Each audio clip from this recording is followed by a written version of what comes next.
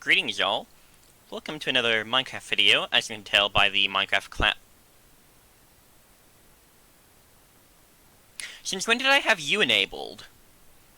Anyways, this is another little just idea video I had, but it's enough ideas I honestly think it could probably be an actual update. So I'll just show you what I like to call the stay-at-home update, since it's mainly featuring stuff that would be focused on people who like to stay at home instead of exploring, because most of the previous updates mainly focused on going out and exploring the oceans, villages, the nether, caves. But what about the people who don't like to leave their house and like staying at home? Most of the stuff is aimed towards them, although this first section will be a bit of exploration involved too, but that's because most of it builds up on stuff that will be able to be done at home later. So, to start, world gen. So, palm trees with coconuts in them. Beaches are kind of bare, and it'd be nice to have another kind of tree, although we just got 2 extra types in the nether update. And then coconuts, they'd be able to have milk in them, so that'd be a extra way to get milk by combining a coconut with possibly a bucket, and then, hey, sort of milk that you don't have to find cows for, which would make things a bit easier if you're out on the beach. Thank you for raining. How about don't? So yeah, just palm trees, just a neat little tree to decorate the beaches with, because beaches are decently bare, although with the updated aquatic, pirate ships are definitely helping out. But next, over here, you have different fruit, which will be dropped by jungle trees. So we have different sorts of fruit, like oranges, bananas, pineapples, and basically, you see these little spots here, those would be different colors to show what type of fruit a tree had. So if the little spots were orange, then this would be an orange tree. So if you break a block, then oranges might drop from it, just like how apples might drop from other sorts of leaves. Or if the spots are yellow, it could be a banana tree. Or if the spots are a little dark greenish, as you saw, then it might be a pineapple tree. Just different sorts of fruit that can be dropped by jungle trees, and it added more to the jungle, which I know already has a lot, but it'd be neat to have this little addition to just have it be more full of life and food. And next up are hot springs.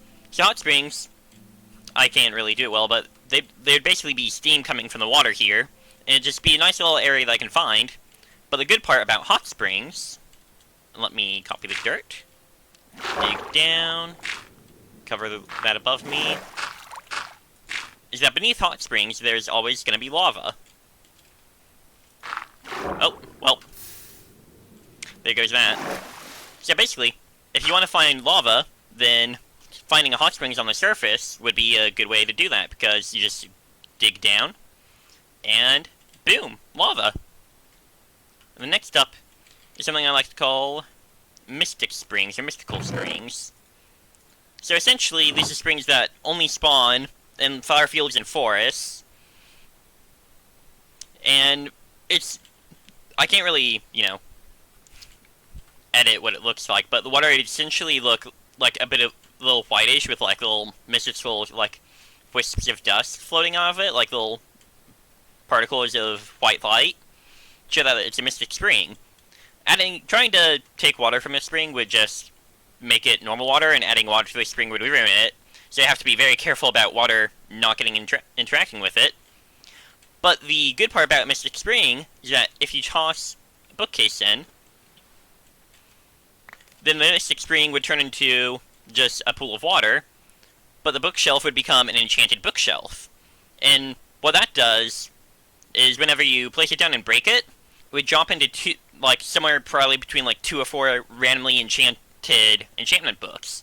So I place down the enchanted bookshelf, I break it, oh no, and out pops, let's say, that, and that. So, oh, look. It dropped Frostwalker 2, Infinity, and Silk Touch. And so, just, like, a random amount of enchantments, not too many probably, so it's not too overpowered. But this would probably be a very rare find, and be something neat to add on to the enchanting aspect, because currently finding enchantment books are... You basically have to find them in chests. So it'd be neat to have a way to sort of create them, although there'd probably also be some sort of creature guarding the Mystic Springs that players can't just easily walk up to it, toss bookcase in, and then bada bing, bada boom. It'd probably be like something decently dangerous that would be able to ward people away. But last part for this world exploration section would be a mine fruit tree. Mine fruit tree would be a white tree with silvery leaves, probably. That's what I sort of imagined in my head, but it could be like a golden tree instead. But it'd drop these purple fruit, and the fruit would grow on it, sort of like how the cocoa over there grows on jungle trees. And essentially, the mine fruit, you can eat it to get a tiny bit of experience, although it wouldn't be anywhere near as much as experience bottle enchanting. And the tree itself only grows the fruit very slowly, so it'd be a decently rare thing.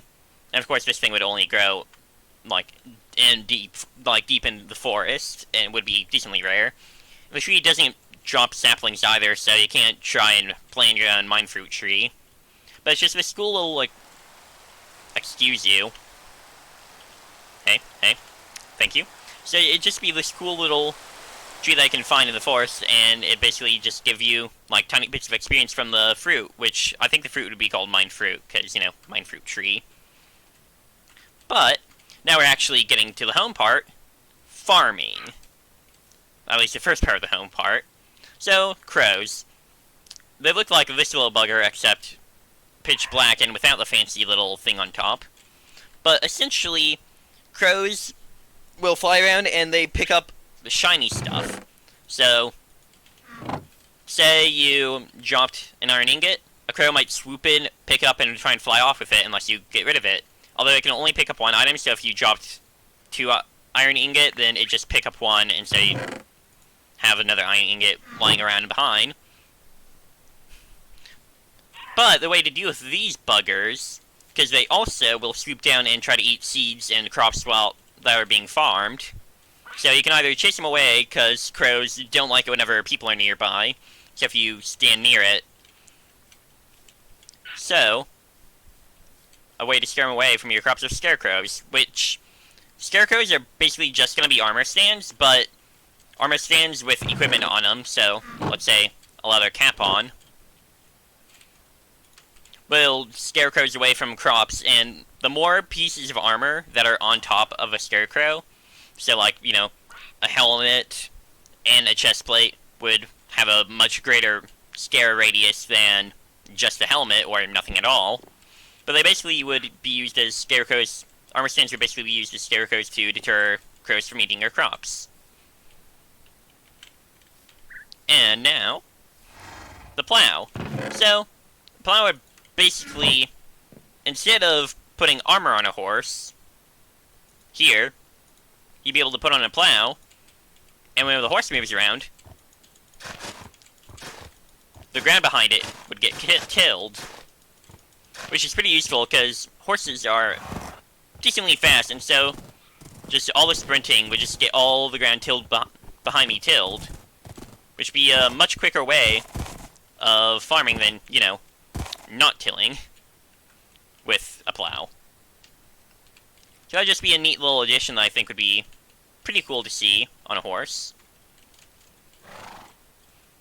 Because, I mean, we have armor, but also, hey, why not a plow for farming upgrades? So next up is flower seeds. Basically, seeds, when you break them, they have a chance to drop flowers. You can put seeds in a flower pot, and then the flower seeds will slowly grow over time. It's just a neat little addition, not really anything too game-changing, but just something neat for little farming. And then, new farmable plants. So there'd be rice, corn, lettuce, and a thing called fire fruit, which essentially when you eat them, they set you on fire. And fire fruit would be able to be found in the nether, but you can grow it normally in the overworld too. So it's just, a bunch of farmable crops, because there's not really too much for farming currently, and so it'd just be neat to have some extra farming stuff that was available. But part 3 is enchanting and potions. So, Curse of Rust. We only have 2 curses in game, Curse of Vanishing and Curse of Binding. So we need more. So basically, Curse of Rust, what it would do... Oh, well that's gone. Basically, when put on metal material, on metal armor and metal, and I guess also diamond tools and armor and weapons and all that, basically it has the durability, so it's able to break a lot quicker, and it just randomly spawn on items, so that, some tougher items could be in lesser chests, like, a dungeon chest, maybe? But, so, just, little items that have a bit of a weakness to them, because Curse of Rust makes durability a lot less. But, enchantment, they can put on helmets, and only helmets, called Repel, which basically makes passive mobs near you run away whenever they see you, up to a certain distance, depending on the level of Repel. But it can also be used on helmets that are put on armor stands, and they still work, which increases the distance that crows are scared away from the armor stand scarecrows with a Repel helmet on them. Next up is Potion of Flames. That fire fruit you saw before, basically, it's a potion that sets people on fire. So you plop it in, and then you can drink it to set yourself on fire for a decent amount of time. And if you turn it into a splash potion, and you splash it on someone, they're on fire. And then, another type of potion, a Potion of Freezing, which you use with Powder Snow, which is something new to the Caves and Cliffs update. Basically, Powder Snow would make a Potion of Freezing, which, whenever you drink it or splash it on someone, would give the max level of the freezing effect that you see whenever you stand in Powdered Snow. If you don't know what the effect looks like, it's that icy stuff around the edges. So yeah, that'd just be 2 cool new potions. And then, Brewable Bottle of O Enchanting.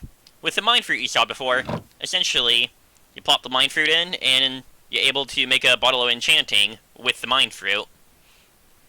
And so, yeah, it's a way to actually finally get it, so that you can then splash on yourself or splash on someone else, and it's more experience than just a regular Mind Fruit, and there's multiple bottles of enchanting. Then part 4, cooking. Because cooking is not really... We don't have much cooking in Minecraft, but I find cooking really fun myself, and so I think it'd be fun to have some cooking stuff. If you see my last video, then you'd know about the juicer, which is essentially something where you can put in... It's a machine that basically lets you squeeze the juice out of different types of fruit and different foods, and then you just have juice that you can drink. So I came up with what I think a juicer recipe might look like, which is this. And I think that a reason for actually making juice is that whatever type of different types of juice would give you potion effects. Potion effects, they wouldn't last that long. They probably last a max of 5 seconds. But it'd be like a 5-second strength potion that you're able to chug down. And so it's sort of like a really early potion system where you aren't sure what fruit gives you what potions until you just try it out. But I think it'd be really neat to have some sort of minor potion way early on, because currently we only really get potions if we find them in chests or trade with villagers or enter the nether and fight blazes. So I think just a short way of having a small amount of potions at the start would be really neat. And I also like juice. I'm very biased towards juice. But next up is a cooking table, which cooking table would be a furnace, iron ingot, and then a crafting table. Cooking table, it basically, what it would look like is the crafting table grid. So yeah, crafting table, furnace, yeah. So yeah, it'd look like the crafting table grid here, but then underneath it would be this part of the furnace with the heat and the area where you can place something to cook. And basically you can cook multiple sets of ingredients at once and combine them into one result. and there'll be a recipe book that comes up that tells you like what sort of cooking recipes you can make at the cooking table. And there's just a lot of different like recipes you can make with the cooking table, some of which I'll be covering here in a sec. But first, cheese. I know this isn't how you do it, but you smell milk and you get cheese. Cheese essentially is a sort of stackable milk, which gives you a bit of hunger, and it does remove some potion effects, but it'd only be 10 seconds off the longest lasting potion effect you have. But you're able to carry a stack of 64 at a time, so you can just chomp down on a bunch of cheese if you have a long potion effect that you don't really want to be that long, as opposed to having to remove all potion effects with a single milk bucket that takes up an entire inventory slot. And then, more soup. So there'd be more types of soup, like potato soup, carrot soup, and fish stew. And I think that all the soups would have to be used with combining ingredients in the cooking table, like a bowl, and then like a potato, and another potato, and maybe some water for potato soup, and then it leaves behind a water bottle, and then a bowl of potato soup, and just a lot of different types of food that can be made. But the ultimate one would be pie. This cake that you can place down and then chomp it down. But what pie would do is you need all of this in the cooking table, and then you have to put in a heat source to actually cook it all, and then it creates pie, which pie would essentially it'd fill up your entire hunger bar. So if you had no hunger at all, it'd fill it all the way up, and it's just an item in inventory, just chomp it down, and then boom. Hunger all the way filled. And then next up would be a new system that I think would be neat to see, which is painting. So a paintbrush you make by shearing off a horse, which would get you horsehair, and then you combine the horsehair with a stick and you make yourself a paintbrush. And then paintbrush is obviously, needed for painting. Another thing needed for painting is a palette, which would just be an oak slab in your inventory. It can turn into a palette. Nothing really complicated. It's also needed for painting, because, a palette. And it's able to hold up to 5 different types of paint on it. And then, to paint itself. Paint is basically made by combining a water bottle with some sort of dye. And then it'd be, in this case, lime paint. But you're also able to fill up cauldrons with this sort of paint if you want to. And like all sorts of paint can be put into cauldrons. And you're also able to chuck paint bottles at someone, and if it hits someone, then they are blinded for a few seconds, which adds blindness into the game. Which blindness is, hey, pretty cool. And then paint's combined with a palette, and then you're able to make a palette with different types of paint on it. And then, the gas bottle will get left behind so they can use for other stuff. Then the easel. The easel will get made with probably bamboo and then paper. Because, sets up the structure, and then the paper would be the actual painting on it. Basically, this lets you paint 1x1 block paintings that the player can use to hang up. And it does use up the paper to make the painting, but you can add on more paper after you take it off. So you can just right-click to put paper on, and then you can just punch the easel, and then you'll knock the paper off, and you're able to pick up the paper and use it as painting. And so, in order to paint, you have to be holding a palette in your offhand. So, let's get a palette in hand, and then so in your offhand. And then you have to have a stick in your main hand, and then you right-click the easel with the paintbrush, and then boom, you're able to basically paint your own painting on a 1x1 grid, and you can open up a little menu like the crafting menu at a crafting table. So this little thing, you can open it up, and it'll show you what paint you have available and how much is left. And you're able to swap in between the paint types, and then choose what paint you want to paint on the color with. And whatever palette is in your offhand, that's whatever paint's on that's what paint you have. And then, a finished painting block. So when you're done painting, knock the painting off the easel, you slap it on, and you can congratulate yourself for a job well done. Obviously, I didn't make that painting, but you get the picture. And so the last part would be carpentry. You guys think, hey, making furniture and stuff would also be pretty cool. So a carpentry bench, it wouldn't be that hard, just an upside down boat. Or, a wooden helmet sort of deal. And it'd basically be used to construct, like, different sorts of furniture. And some of the stuff is, first off, building materials, so you can use iron nuggets to craft yourself nails, and you can use wood to make yourself wooden poles, and it's all sort of used to make furniture. And some furniture would be, oak slab, which represents, you know, good ol'... What does oak slab represent? Oh yeah, tables. It represents tables, which you can place items on, so, you know, you, like, place a stick on it. Let's get you out of there. So, boom, table, and then you can just, like, essentially, a stick can be put on it, and up to a stack of sticks can be set on the table. And there's upstairs, which represents chairs, which, hey, chairs in Minecraft. We've been wanting that for a while. And then white beds, you can use beds to combine bunk beds with nails. And it'd just be some neat little, like, bits of furniture to just make the house look nicer, as opposed to, block. But next up is gutters. So when it's raining, cauldrons, they don't fill up that fast. Like, they have a small chance of filling up, but with gutters, you're able to basically, it'd be a lot narrower than this, but you're able to basically have the rain slide down the gutter, and, like, the end of the gutter, like, the start of where you start building the gutter would be the highest point, and then it'd slant down towards the end of where you built it. And so a gutter would basically be 1 block wide, and it'd lead likely to a single cauldron, so that the cauldron basically has a greater chance of getting filled up whenever it's raining.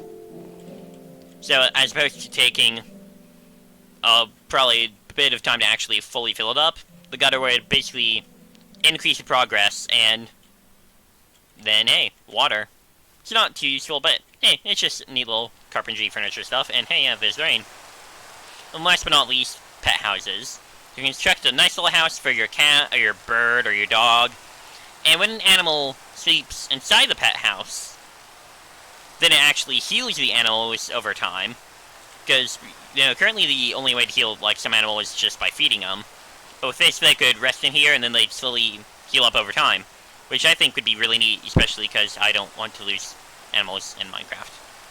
So, thanks for this long, mostly ramble of a video. I just really like showing off Minecraft ideas, but yeah, these have been my ideas for a sort of home-centered update. So, thanks to all for watching, and I'll see you next time.